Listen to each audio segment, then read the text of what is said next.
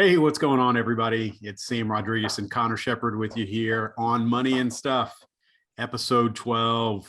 And ones of you are listening. I don't know. I didn't know. I don't know if we got tens or I don't know. Who knows? Hey, my mom's listening.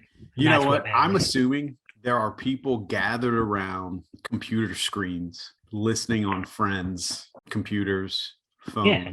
People are sharing headphones, blasting it over their Bluetooth speakers. Probably a bunch of kids, in high school getting together with their car speakers synced up. That's right. Sitting in parking lots. Yep. I love where your optimism's at. Yeah. Oh, man. I'm so happy. All right. So we spent the last 3 episodes diving into Roth IRAs. So I wanted to today just recap those 3 episodes really quickly. And I'm not going to go, deep into each one because then we'd be here for 2 hours or whatever. But I'm going to recap it. So that way, if this is the first episode you've ever listened to, you get a good idea of what we've been talking about, and you can go back to those other episodes if there's more details that you want to hear about. This is our first recap episode, so I got to admit, I'm not quite sure what to do, but. Well, recap, believe it's based on the Latin word recapula. I don't know if that's true. I took Latin in high school and I couldn't tell you. All right. You tried a joke last week too. Hey, it's hit or miss. Like how else are you going to get funnier if you can't just throw everything at a wall and see what sticks? You got to get those reps in, man. Exactly. Reps in, you'll get funnier at some point. Hey, I appreciate it. Or you'll find your audience who believes that you're funny. And then, whatever. Yeah. I certainly won't reach a point of thinking maybe I'm not as funny as I thought. Yeah, you just haven't reached your audience yet. You haven't found your audience. I like that. All right, so let's recap episode 9, 10, and 11, all about Roth IRAs. All right, so I think in episode 9, it was just sort of a basic introduction into the Roth IRA. Mm-hmm. We get a lot of questions from people. Should I have a Roth IRA? I keep hearing about it. Do I need it? So I think the first thing we started with was, what is a Roth IRA? Which I'll go ahead and explain that really quickly. So you have 2 different types or 2 main types of IRA. You have a traditional IRA and a Roth IRA. Traditional IRA works very similar to your 401k plan if you have one at work, where the money you put into it goes in before tax. And while it's in there, it is not taxed. But when you pull that money out, it will be taxed as ordinary income. So whatever amount you pull out gets counted as income for the year. Mm-hmm. The Roth IRA works. Did I say Roth IRA? The Roth IRA. The Roth IRA, why do I keep saying that? The more you say it, the less it's going to sound right. I'm talking like I just got my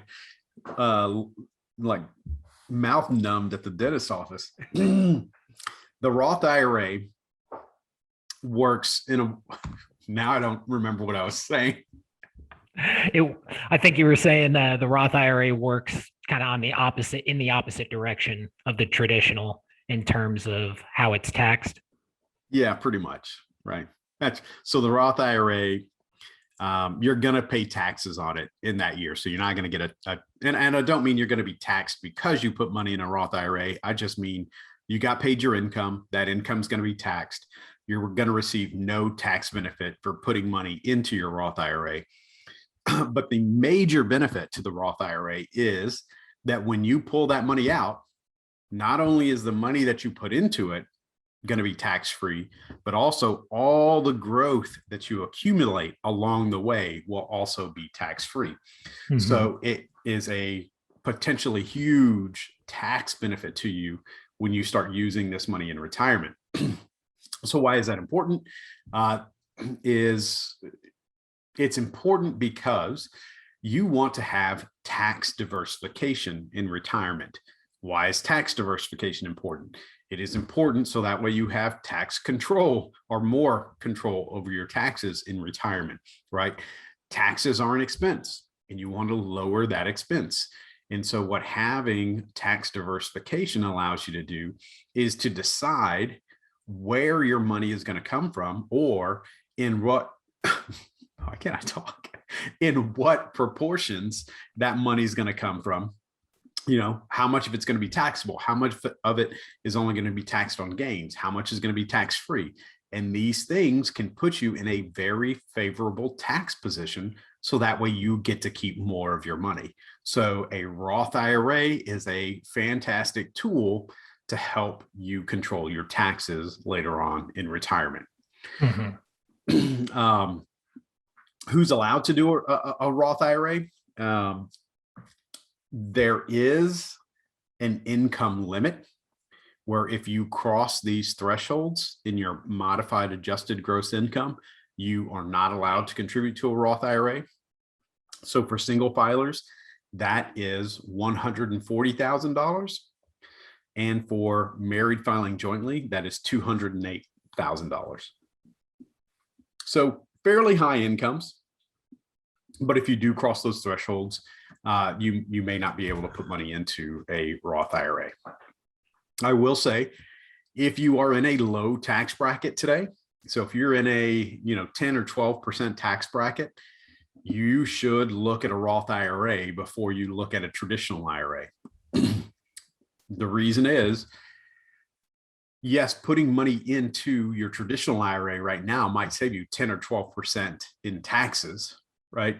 But if you do a fantastic job saving and you have $1 million or more saved up when you hit retirement, in all likelihood, you're going to be in a much higher tax bracket. So pay the lower tax today, so that way you don't pay the higher tax later on. Yeah. Take care of it now while it's a far more reduced, right, like expense. Yeah, it's like paying your ticket early, right? Like paying your dues early. Yeah. You can pay them now and pay a lot less, or you can pay them later and pay a lot more. But if the taxes, the dues, they're gonna come. You're gonna have to pay them. So you might as well pay it at a discount now. So then in episode 10, we talked about some Roth strategies, right? And those were particularly around the individuals that are above that $140,000 or $208,000 threshold. And this is where we talked about a backdoor Roth IRA, and also Roth conversions. And it's important to know that a backdoor Roth IRA does involve a Roth conversion. So I guess that means Roth conversions are probably the important thing to understand. So the way that a Roth conversion works is you take money that's in your IRA that was pre-tax, that you have not paid taxes on. You take it out of your traditional IRA and you put it into your Roth IRA. Now, when you move money from your traditional IRA to your Roth IRA, it is a taxable event, right? So you will pay taxes on it. But now that money's in your Roth IRA, you will never pay taxes on it again, as long as you follow all the rules and guidelines. So why would you, or who should do that conversion? Well, you want to see, before you just go and say, hey, I would love for all of my money to be tax-free. Again, remember that it's a taxable event. And depending on how much you move from your traditional IRA to your Roth IRA, you may be in a very high tax bracket when you do that, right? Because every bit of money that you convert is counted as income. And if you're still working, it's on top of the income that you are already earning through your employment. So the other thing that you might be able to do is called a backdoor Roth IRA. And this is where you would take money that you were going to get taxed on anyway, right? You'll put it into a traditional IRA and then immediately convert it to the Roth IRA, right? So the effect is, if you would have kept it in the traditional IRA, you would have gotten a bit of a tax break, but because you moved it into the Roth, you end up not getting that tax break. But the tax effect is the same as you having put money straight into the Roth anyway, right? Yeah. Again, the ability to do that doesn't make any sense, right?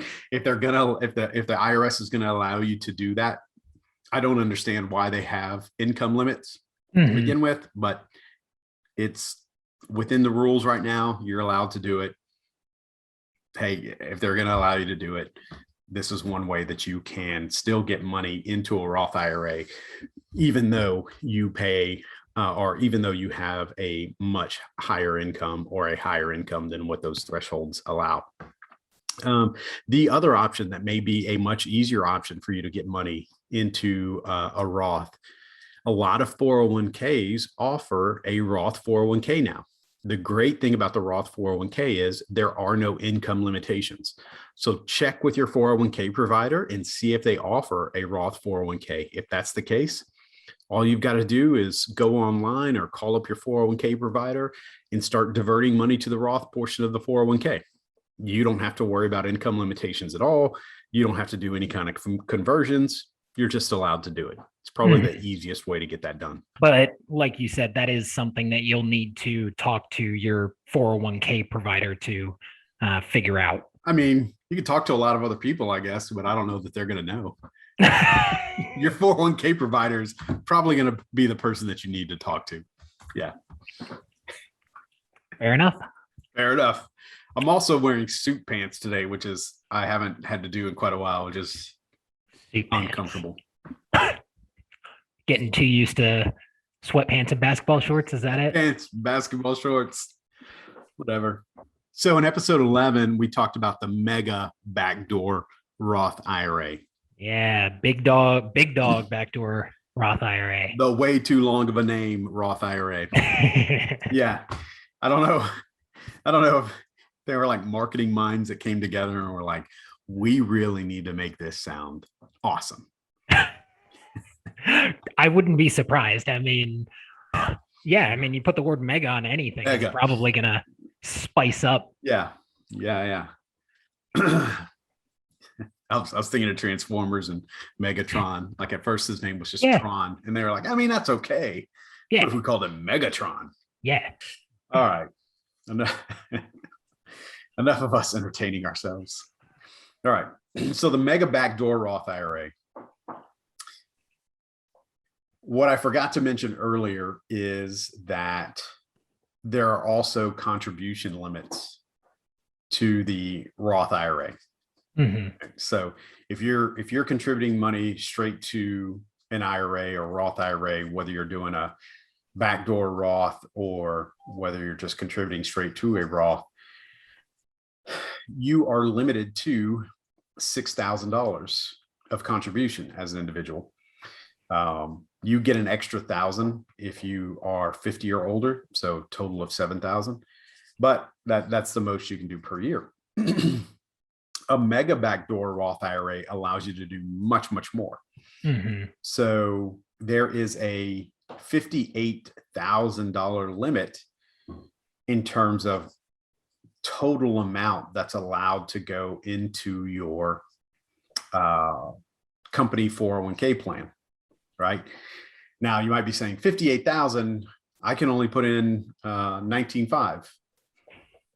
And you're right. You can only contribute 19,500 in traditional or Roth contributions to your 401k. However, if your 401k offers what are called non-Roth after-tax contributions, that's when you have additional money that you can put in beyond the standard 19,500. What that means is you would be allowed to put in up to $58,000 into the account, but only 19,500 of that can be traditional or combination of traditional and Roth contributions. Mhm. Also, you have to factor in what the company puts into the 401k for you. So let's say you put in 19.5, the company puts in 6,500 for a total of 26. That leaves you with 32,000 that you could put in after-tax contributions. Mhm. So you could put up to $32,000 of after-tax contributions if that's the way the math works out, right? So you've got to take 58,000 and subtract out what the company put in for you and everything that you put into traditional and Roth to find out what you have left over that you can put in to non-Roth after-tax contributions. Now, once that money's in the non-Roth after-tax contribution bucket, you can then convert all of that money into a Roth IRA.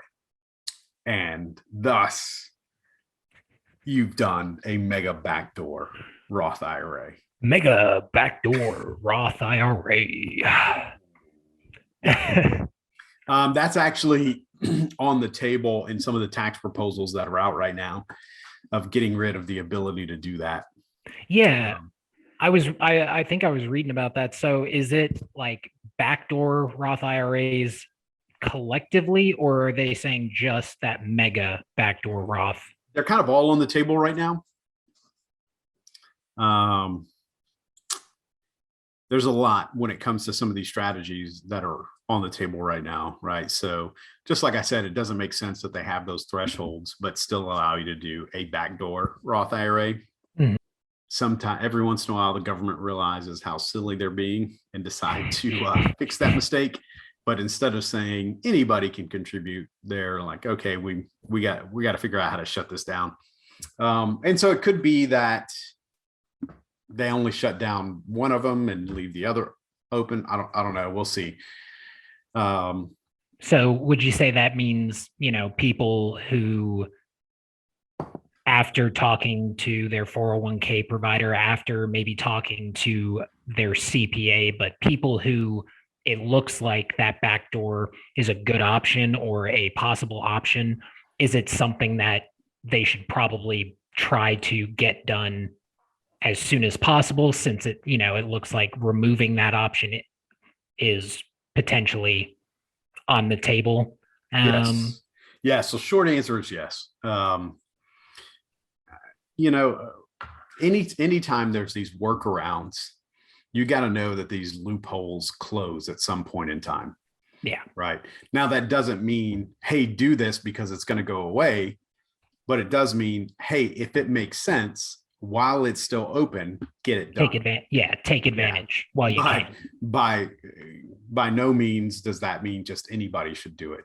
Yeah. I highly, highly encourage you to sit down with your advisor and also maybe your CPA and talk about the tax ramifications and whether or not it makes sense for you to do. But yeah, these strategies, you should look at them. You should see what the tax implications are. You should see if paying taxes now is going to be less, or the probability of paying less now than you will in the future is high enough that you should take advantage of it while it's still available. Okay. That is our first recap episode. If I talk about anything else, we'll be going beyond the recap. And so it won't technically be a recap anymore. So I've got to stop. Oh, man. That's it. Darn. I was so excited. This is your first time listening to us. We usually have it more together than what we. Hey, it's still a work in progress. We're making it happen little by little. Little by little.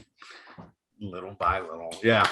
Gaining one listener every week. I really don't know what our numbers are. I just like to make fun of our podcast. Oh my gosh. All right, guys, if you have questions, please send them to us. Give us something to talk about, right? Like, we love answering your questions. If you've got questions about anything finance related, at this point, I maybe even say anything you have questions about, Just Anything send and them all. over. We haven't, we're the podcast is called Money and Stuff. All we've talked about is money so far. I don't mind talking about stuff. So I saw that new Dune movie. We could talk about that. Oh, I haven't yet. It's I good. started to. I asked my son, I said, hey, do you want to watch Dune? He said, no. I said, okay, I'm going to watch it. He said, yeah, I don't want to. Okay, so I started watching it. I probably watched about half an hour. Had to go do something else. And then the next day, he's like, oh, all my friends are talking about Dune. I want to see it. All right. Well, guess your dad's not cool enough to give you a suggestion. Oh, of course not. Oh, come on. You're old. Your dad, Next time I need you to do your homework, I'll make sure your friends tell you how cool it is. Maybe I need to tell your friends how cool it is that your dad has a podcast. You'll think it's cool too. Yeah. Hey, I don't know. Hey, buddy, I sent the podcast link to all your friends. You think they'll listen? All your friends. You think they want to hear about the Roth IRAs? Yeah. You think they'd be interested in contributing? Yeah, that's right. Oh my gosh, could you imagine if you were like 13 years old and funded a Roth IRA and then just let that money grow for the next 50 years, and then it was all tax-free when you hit retirement? You know what? I'm going to do a calculation real quick. I wish I was. You guys thought this episode was over. No, you better stick around for more. There's exciting calculations coming up. Yeah, lucky listeners who stuck around. Let's say you're 13 and you've got some sort of little, I was going to say side hustle, but I guess if you're 13, it's your hustle, right? It's not like you have a full-time job and this is your side thing you do. It is just what you do. Maybe school's the hustle and for the side. So let's say you're able to put $6,000 into a Roth IRA at age 13. Let's assume you earn an average of, I'm going to say 10 for ease sake. So that gives you what, 52 years till you're 65? Any guesses as to what that $6,000 turns into? I mean, I'll throw a number out, but I have no concept of where that number's going to be. I'm afraid you're going to give too high of a number, and then the number I give is going to be a disappointment. Yeah, $852,000. Wow. Right, and it's tax-free. Wow. Right, so tax-free is the equivalent. Let's say you're paying 25% in taxes. Oops, I did that the wrong way. I'm going to sit down with my 8-year-old cousin. That's right. Listen, Auburn. It's man, that's the equivalent of almost 1.1 million taxable. Yeah, that's crazy. Wow. Crazy, right? So yeah, my son's friends, if you're listening, figure out how to scrape together $6,000 of earned income a year, shove it into a Roth IRA and just let that thing grow. Maybe do that 2 years in a row, and then just don't worry about saving a dime after that. There you go. Every bit of your income after that, you'll still be fine. Oh, yeah. I mean, hey, I mean, that is pretty amazing though. Like that number really puts in perspective. I mean, it's like in one of the episodes we did a little while back where you ran the numbers on saving $100 a month. Starting at 18, what that looks like at 65. I mean, so we're getting into something a little bit, beyond the recap, but if you have a side hustle, why can't I talk? Oh my God. If you have a side hustle yourself, or you have your own business and you can actually employ your kids, find something they can do, filing some paperwork, I don't know, cleaning, whatever, something that you can actually give them a paycheck for. Mm-hmm. And they take the entirety of that paycheck, or maybe not the entirety. I guess if you're paying them more than $6,000, it's not the entirety, but you got to pay them at least $6,000. So that way they can put the $6,000 into the Roth. But let's say you pay your kid, let's assume it's $6,000, and you take all $6,000 of that money and you put it into a Roth IRA for them. Yeah, you're giving them an almost $1 million gift, right? Yeah, I mean, you're making their in terms of what it's going to turn into. Yeah. So those of you who are business owners or have some sort of self-employment type income, yeah, like find a way to have your, I mean, I shouldn't say find a way. See if it makes sense to employ your children so that you can fund a Roth IRA for them, because it will, or it could turn out to be something really, really fantastic for them later on in life. All right, let's really wrap this up. Let's let these people go. I'm sorry, guys. I hope this was helpful. If you have any questions, send them my way. srodriguez@foundationwealthpartners.com. Happy to answer any questions you have, talk about anything you want us to talk about. Until next time. Thanks, Until guys. next time. Securities offered through LPL Financial, member FINRA/SIPC. Investment advice offered through Foundation Wealth Partners, a DBA of Advisor Resource Council, a registered investment advisor. Foundation Wealth Partners and Advisor Resource Council are separate entities from LPL Financial. The opinions voiced in this podcast are for general information only and are not intended to provide specific advice or recommendations for any individual. To determine which strategies or investments may be suitable for you, consult the appropriate qualified professional prior to making a decision. Individual tax and legal matters should be discussed with your tax or legal professional. Qualified withdrawals of earnings from a Roth IRA are tax-free. However, withdrawals of earnings prior to age 59 and a half or prior to the account being opened for 5 years, whichever is later, may result in a 10% IRS penalty tax. For conversions, you are required to take a required minimum distribution, RMD, in the year you convert. You must do so before converting to a Roth IRA.